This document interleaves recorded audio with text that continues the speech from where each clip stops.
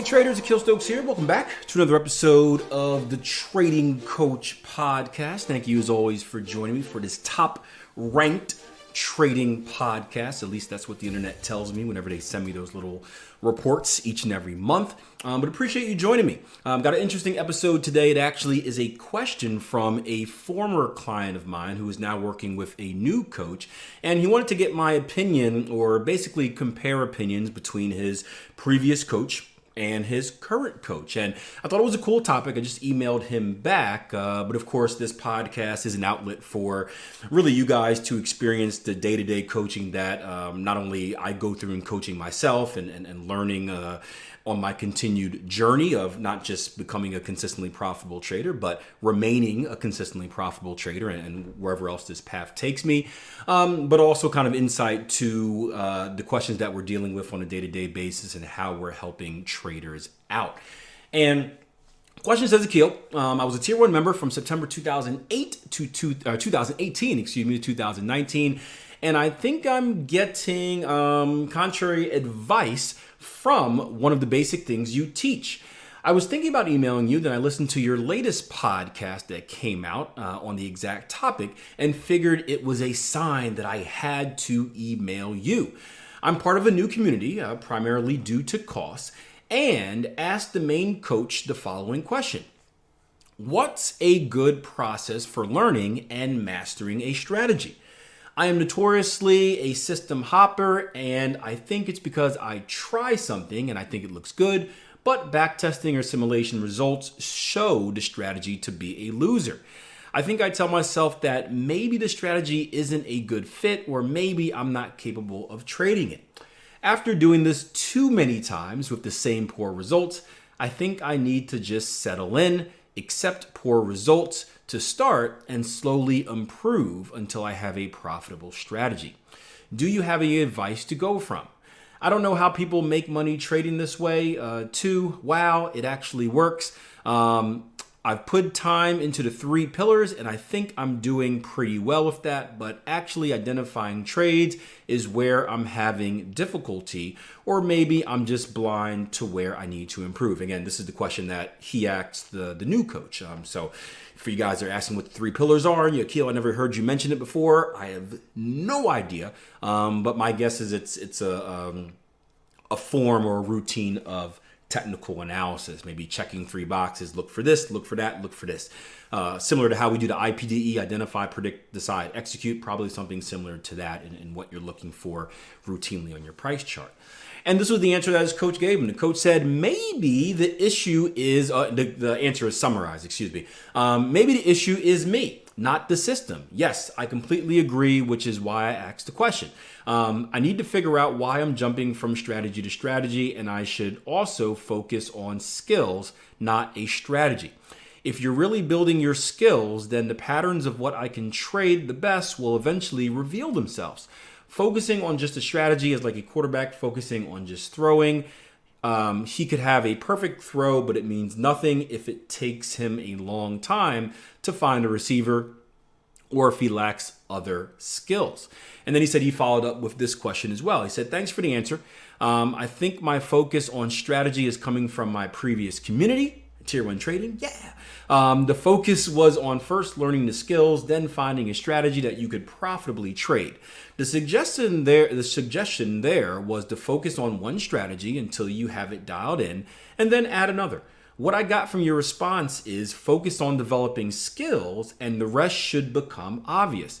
My interpretation of that is identify the 3 pillars on the chart, decide what, if any, trade I see, then execute or don't if nothing exists.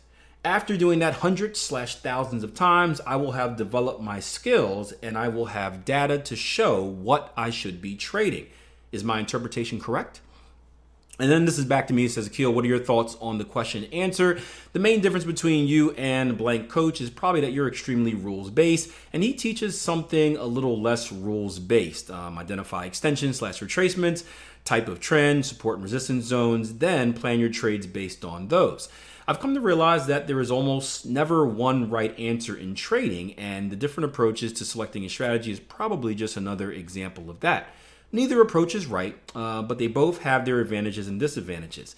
After writing this email, I think he might even align with you a little and say that once you've taken a lot of trades, demos / simulation, and identify what you're naturally good at, you should focus on just that and try to master it.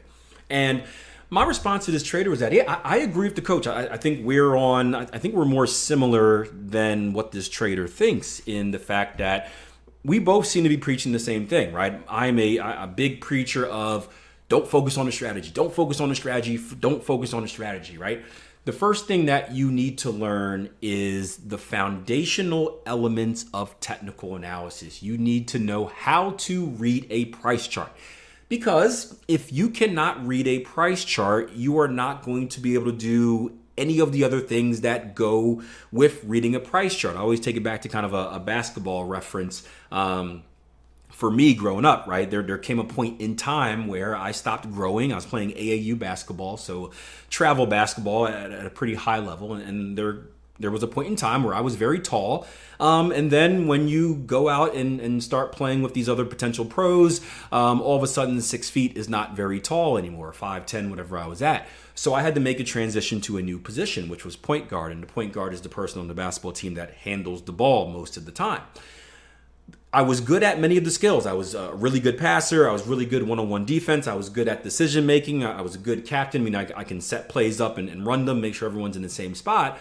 But I had a problem, right? I wasn't a very good dribbler. I was an okay dribbler for a forward, which I used to be, but not for a point guard. And I remember coach couldn't put me in the game, and I asked him why. I said, hey, coach, why? I think I'm your best point guard on the team. Well, how come I'm not playing as much as I could be?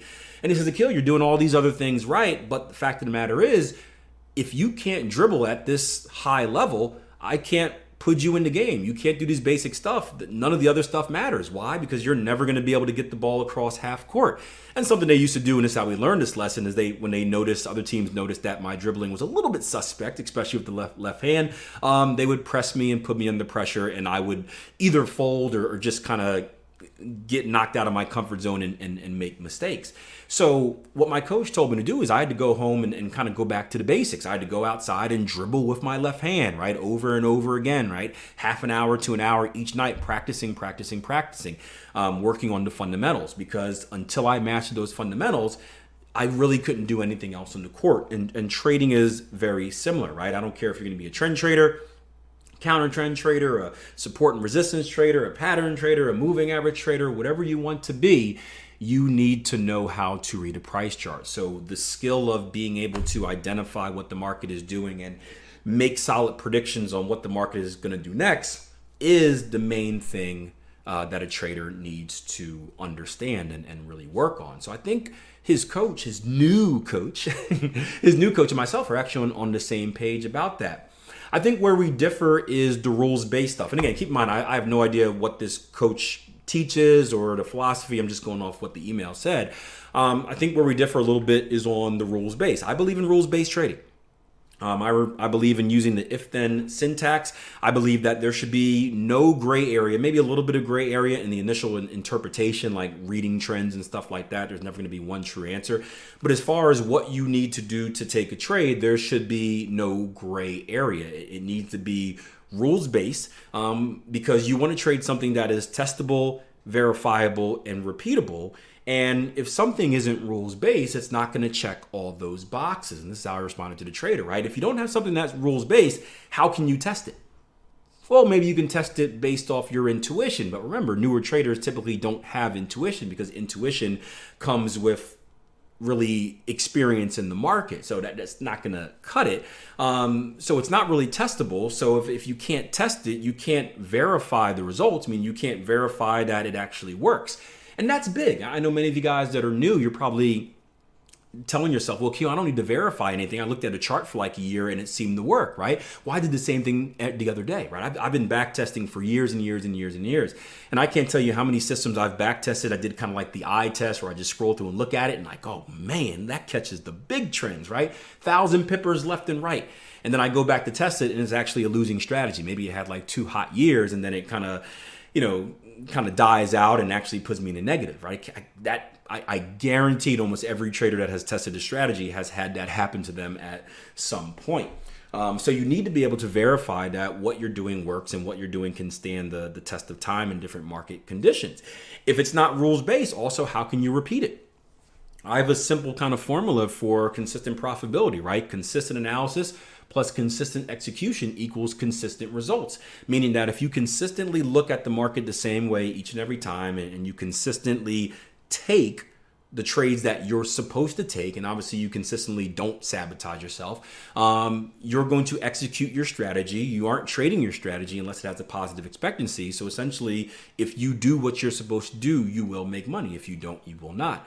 But if something is not rules-based, how can we consistently execute it if sometimes we're doing this and sometimes we're doing that? So that's kind of the deal for me with rules-based trading.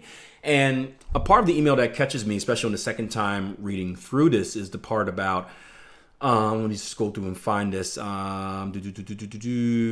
is, I guess just following up on just spending time in the market until a strategy naturally develops for you. And I don't know if I believe in that, because here's what's going to happen, right? And I do believe in this, right? So the more time you spend in the market, and we always talk to our traders about finding a fit, right? Find a trading style that matches your personality.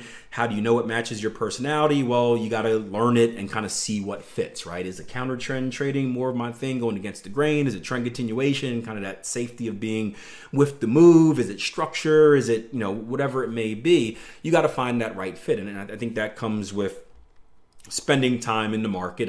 Sitting in the live room is big for that, right? Jason Grayson and myself both have live rooms. We host it, 2 to 3 hours each day.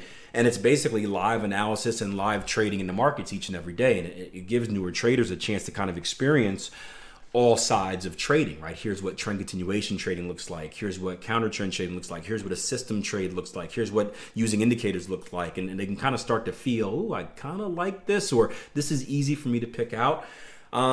But no matter what you do, there comes a point where you have to take action, because the trader mentioned that one of his issues is that he is a notorious system hopper, right? He goes from one thing to another when he feels like something isn't working right, or maybe just shiny thing syndrome. Ooh, that looks cool. Let's do that. Well, if you are simply looking at the markets and you've got different things that you're looking for, and you've made the decision, I'm not going to find a strategy or develop a strategy, I'm just going to pick whatever comes to me. If you're a system hopper, I don't think anything is actually going to come to you, right? I think you're going to be in a situation where each and every day you like something else, where it's like, hey, this worked good yesterday, I like it today. Oh, no, failed today, I'll like this tomorrow, I'll like something else, right? And I think you're going to be in that Jason Greystone calls it the wounded crab, right? Where you're just kind of shuffling back and forth. Wish this was visual. I'd show you a nice little chart. If you guys have attended any webinars, you've seen the wounded crab picture. Or if you follow me on social media, Mark Douglas calls it the boomer buster category as well, where you're not necessarily failing as a trader, but you're not really succeeding either. You're kind of going sideways until you ultimately either bleed your account or you just run out of time in life. And that's not a good thing. So I do think there comes a point where you have to pick a strategy.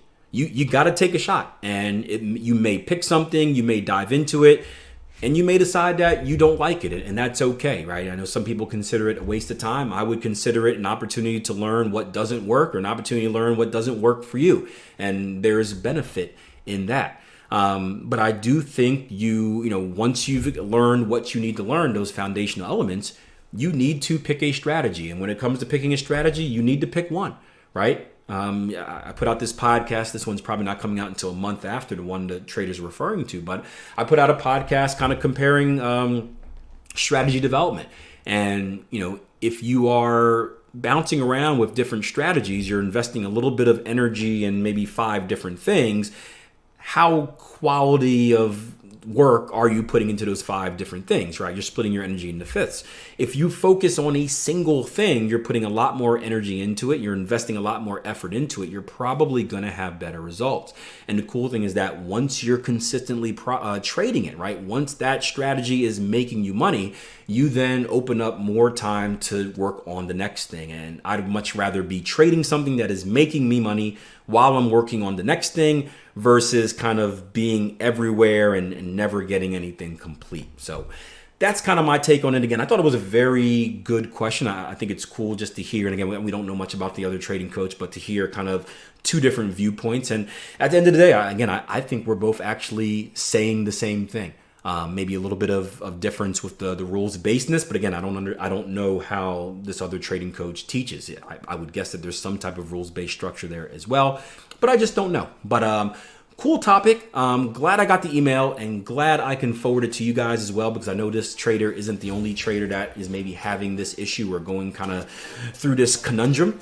And as always, I hope this podcast is a source that not only helps him, but it helps you guys as well.